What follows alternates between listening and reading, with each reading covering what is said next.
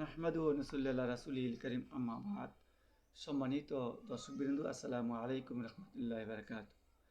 আমার চ্যানেলটি যাই যেখান থেকে দেখছেন, ভালো লাগলে অবশ্যই কমেন্টে জানাবেন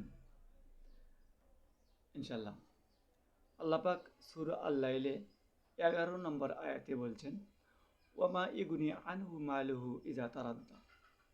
আল্লাহ পাক অতি দরদের সাথে বলছেন যে আর ধন সম্পদ তার কি কাজে আসবে যখন সে একদিন ধ্বংস হয়ে যাবে।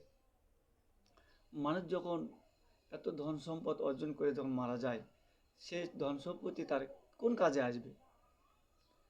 তো কোনো কাজে আসবে না।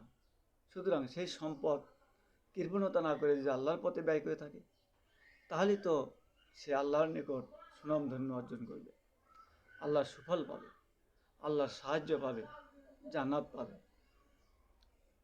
তা এটি এখানে বোঝানো হয়েছে। অতি দরদের সাথে আল্লাহ পাক এখানে বলছে, ধন সম্পদ কী করবে? চোখের সামনে কত আপনার আপনজন চলে যাচ্ছে, আপনি কি সেগুলো দেখেন না? তা আপনিও তো যাবেন। তাই এই ধ্বংস যখন আপনি হয়ে যাবেন, তাহলে আপনার ধন সম্পদ কী কাজে আসবে? অতএব এই ধন সম্পদ সঠিক কাজে ব্যবহার করুন। সম্মানিত ভাই বোনেরা, আমার কথাটা অবশ্যই মনোযোগ দিয়ে শুনবেন। আসলে আমার কথা নয়, এটা আল্লাহ পাকের কোরআনের কথা।